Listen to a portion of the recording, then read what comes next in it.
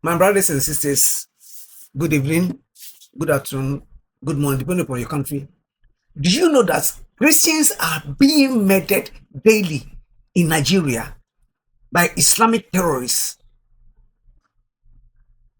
Muslims want to take over Nigeria. That's their main country in Africa because Nigeria is the largest country. They want to take over Nigeria.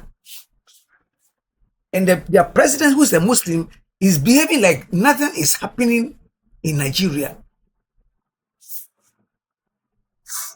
Let's look at the scope and the size of the crisis. Death toll, according to reports by the International Society for Civil Liberties and Rule of Law in the society and other watchdog groups, at least 52,250 Christians have been killed since 2009. At least, they say at least.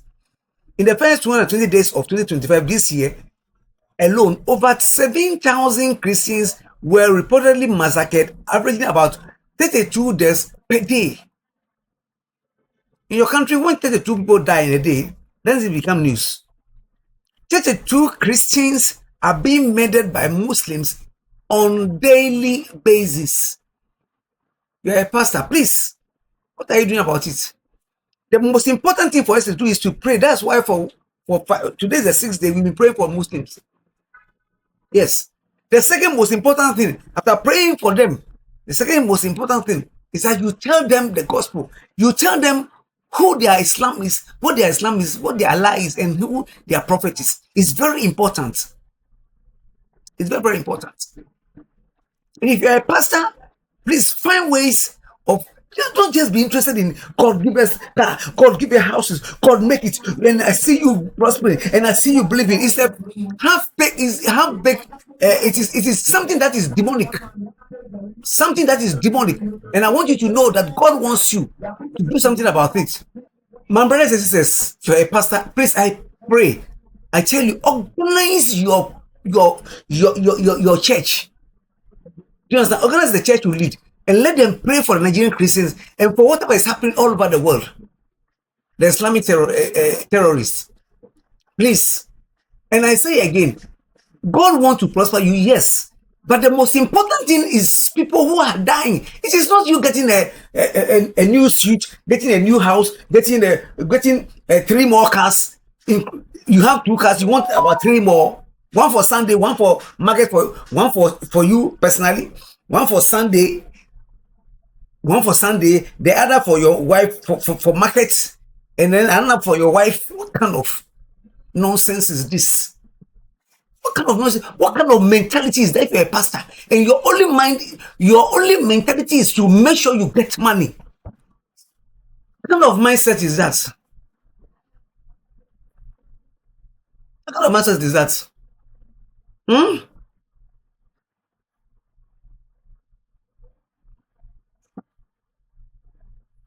Targeting. Reports indicate that a disproportionate number of Christians are killed in Nigeria compared to the rest of the world combined. People who are being killed in Nigeria, when you bring all the people in all the other countries together, those who are being killed, the Christians are being killed. Nigeria, they cannot compare themselves to Nigeria alone. They cannot compare themselves to Nigeria, those who are being killed. Nigeria is about times 4. When you bring the whole world together, those who are being Christians who are being killed, Nigeria is about times 4. And when you talk of big churches in the world, Nigerian churches are very, very big. They have many, many people. And you, the pastor, please, it is we the pastors. We are responsible. It is we who will ginger up the members of the church and tell them what to do. Please. I have not heard of any senior pastor in Nigeria telling people to do something about these dying Christians. Those who are talking about the Nigerian pastors who are speaking against this thing are normal pastors, not those who have big churches, 100,000, 50,000, 20,000, and so on. Please tell the people about what is happening and organize your church members to pray against whatever is happening in Nigeria.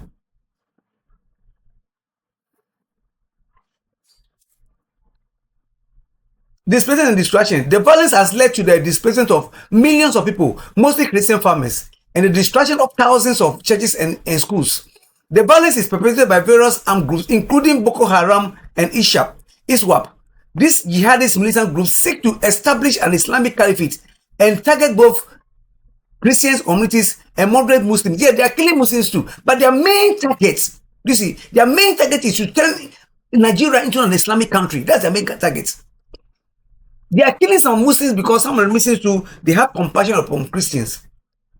Do you understand? And some of the Muslims are being killed because in a house, there's in some families, in the compound, there can be Nigerians, there can be Muslims, there can be Christians. So when they decide to kill everybody, they know they're killing Christians.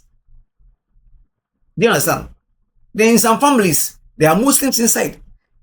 And when they know, look, when you come to various areas in various countries, there's some areas when you go, you think, oh, this place is Zongo. Oh, one is Zongo, it means there are more, it's a Muslim area, but there are Christians there. So you go to some places, you think it's a Christian, you think it's only Christians who are there.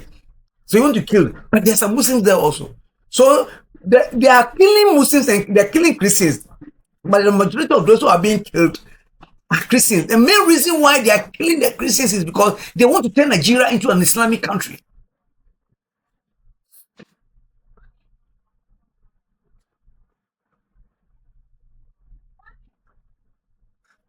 Let's look at some. Let's watch some videos. Let's look at some pictures. Look at the thousands of Christians who have been killed. Look at these pictures. Look at these pictures.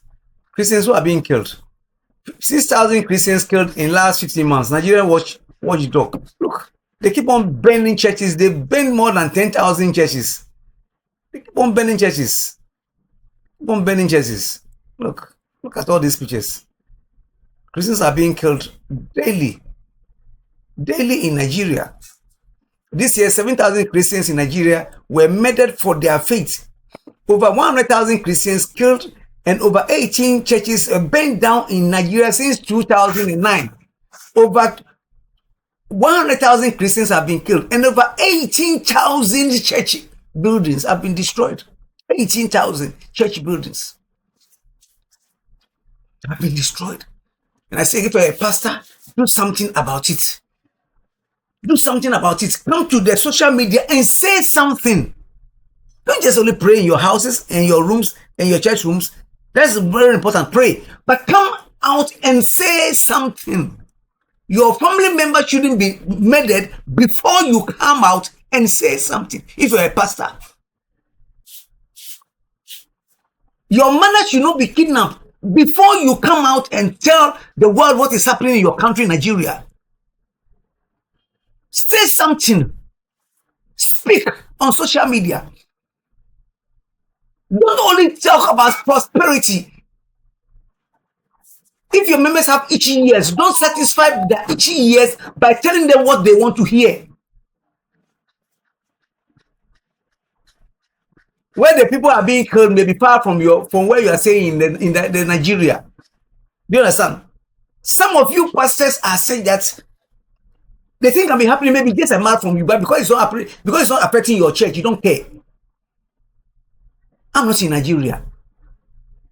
Do you understand? I'm not in Nigeria. But what is happening in Nigeria, Australia, Britain, I hear of it and I say something about it. Please. Let's look at some videos. It's so sad. Hello, everyone, and welcome to the show. In the African nation of Nigeria, millions of Christians are persecuted by Islamic terror groups. And since 2009, over 52,000 Christians, let that sink in, 52,000 have been killed, including 7,000 this year alone. On October 14th, 15 Christians were slaughtered by Fulani terrorists, and CBN's Raj Nair recently spoke with Truth Nigeria's Masara Kim about those attacks. We have yet another horrible report to share with you out of Nigeria. Masara Kim from Truth Nigeria is here. Masara, give us the details. Yeah, on the 14th of the night, actually, of the October the 14th, 15 people were killed in the area south of Jos, precisely 15 to 50 miles south of Jos, in the Bokos and Barkin-Ladi areas. 11 people were killed in one community, and there were two other communities where 2 people each were killed. And those attacks on October the 14th happened just a few hours after 2 people were buried in another community just on the southwest of Jos, the capital of Plateau State. And of course, this is just the most recent of such incidences. In the past 2 weeks, actually, we've buried more than 25. So the videos that we're showing right now on screen, the videos that you sent me, Massara, what are we looking at? What is this burial? Yeah, so that was the burial of the 11 victims of 11 victims of the attack, attack of October the 14th in the village of Rachas. It's spelled Rachas, located in the Haipang district of Barkin-Ladi County or local government in Nigeria.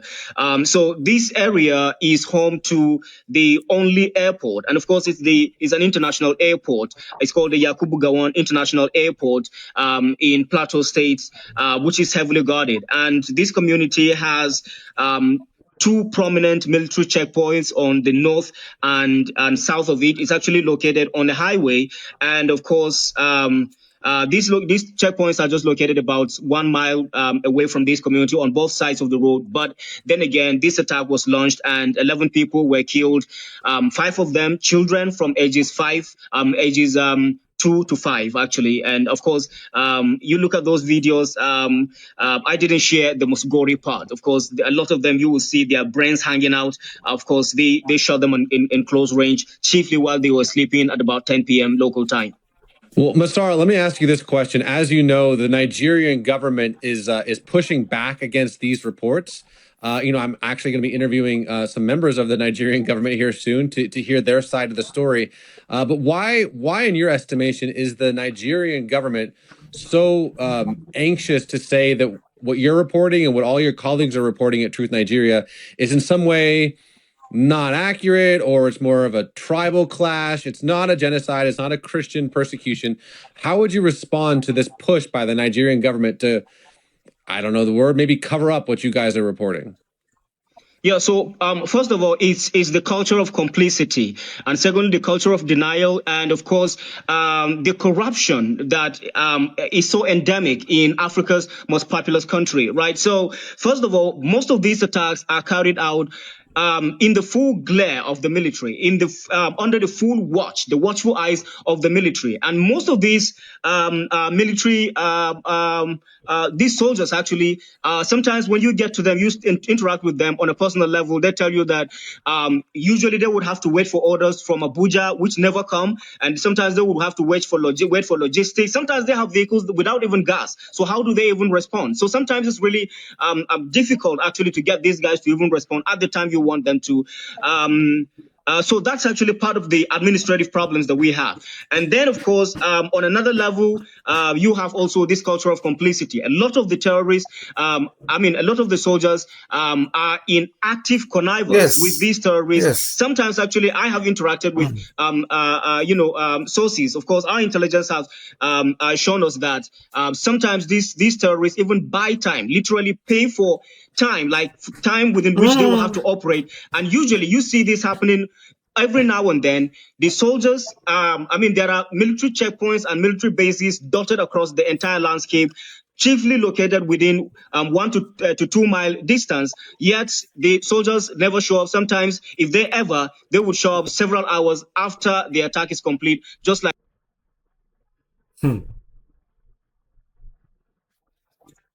We have yet another horrific report from Nigeria about the ongoing genocide against Christians. Massara Kim, my friend from Truth Nigeria, fill us in. What's going on? Yeah, so of course, while the Nigerian authorities, while the Nigerian parliament is struggling to deny and spread, to continue their tradition of falsehood, of twisting the narrative regarding the massacres in Nigeria. Yesterday, 2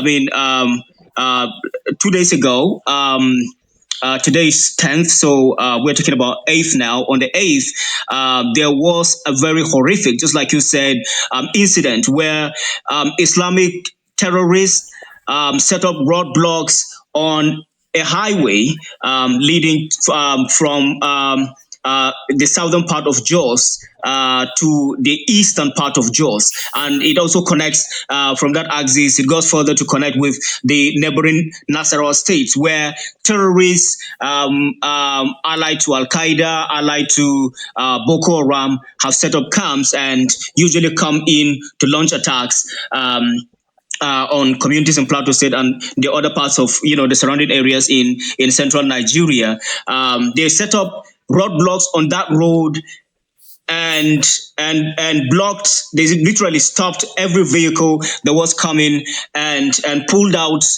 The occupants pulled out the passengers and isolated the Christians, right? So usually you have, since it's actually a highway, so you have minivans, mass transit buses coming in, and usually they will stop a bus and check if there's a Christian in it. They'll pull that Christian out and slaughter them. And right now, as I speak, as a result of that horrific incident, confirmed we have more than 8 people that were buried yesterday. I drove on that road yesterday, and it was as dry and quiet as a graveyard, despite the deployment of soldiers who eventually controlled the situation and brought some normalcy. But again, the entire landscape around that axis, the entire area is dominated by the Fulani. The only sign of life aside from soldiers that I saw on that axis, on the entire landscape spanning more than 10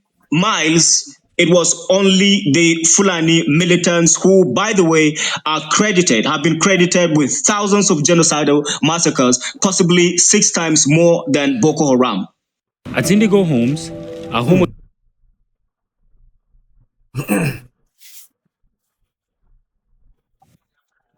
In the African nation of Nigeria, millions of Christians are persecuted by Islamic terror groups.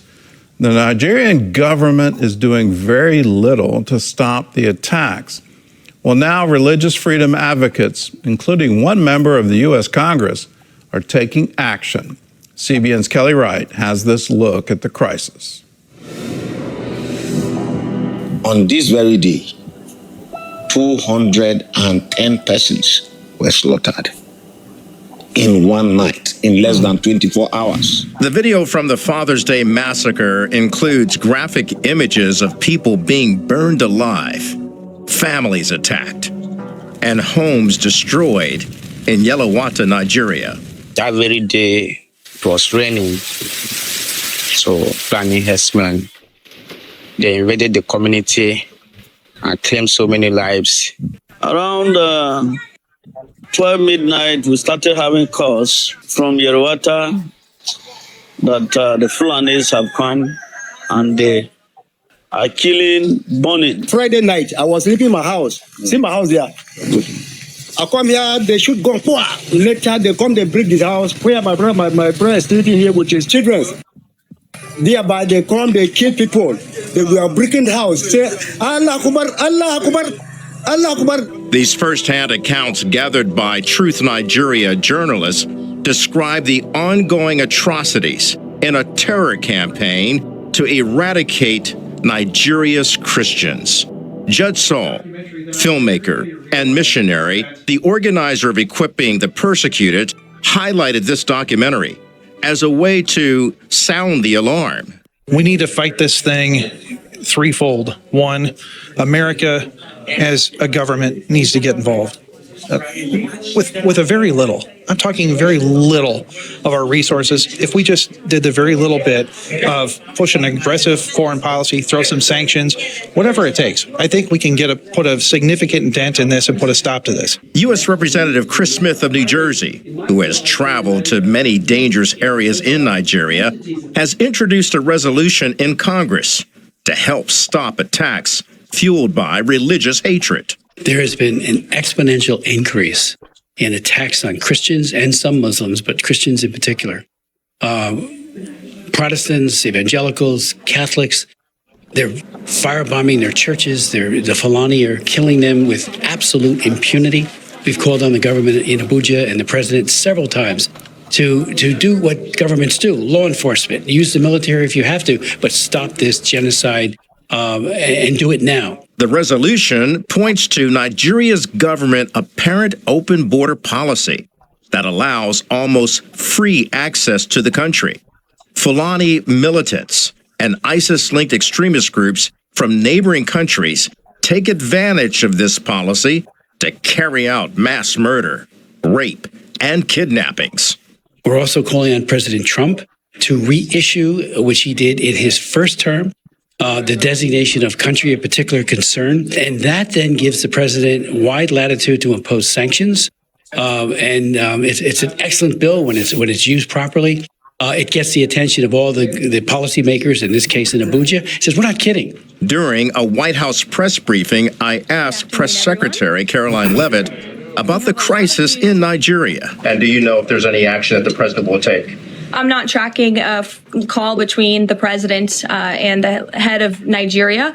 I know the president wholeheartedly condemns the persecution of Christians or, frankly, of people of any faith all over the world, but I don't have any updates for you in terms of sanctions in this part of the world. Looking beyond any government response, Judge Saul is calling on the church and Christians in America to stand with the persecuted in Nigeria. They need to pray. They need to be a voice for the voiceless. They need to be a voice for our persecuted brothers and sisters. Kelly Wright, CBN News. And brothers and sisters, my pastor friends again, please organize your church to do at least two things. Pray for the Muslims. Pray for the Muslims that Jesus Christ will appear to them in their dreams, in their visions. Pray for them that the love of God will touch them. Secondly, tell them about Christ. Don't fear them. Tell them the truth. For me to live is what is Christ, to die is gain. Heaven is better than this earth and sweeter, and everything about heaven. Earth cannot compare itself to heaven. The things that happen here on earth, it cannot compare itself to heaven. Please tell the Muslims about Christ. Please tell them about Christ. Use the Bible to tell them about Christ, and then use their Quran and their Hadith to tell them exactly who they are Allah, who they are prophet, and what Islam is. Do not have a fear. May God bless you. May God touch you. Let us decide to pray. Let us pray for. We have been praying for Muslims, and for the last 2 days, we've prayed for more than 300 allergies, and we are supposed to finish tomorrow. As we are praying for the Muslims, we will also be praying for the Nigerian churches, the Nigerian Christians, the pastors, for them to wake up from their sleep and do something about these killings by the Nigerian Fulanis, by the Muslims in their country. God bless you.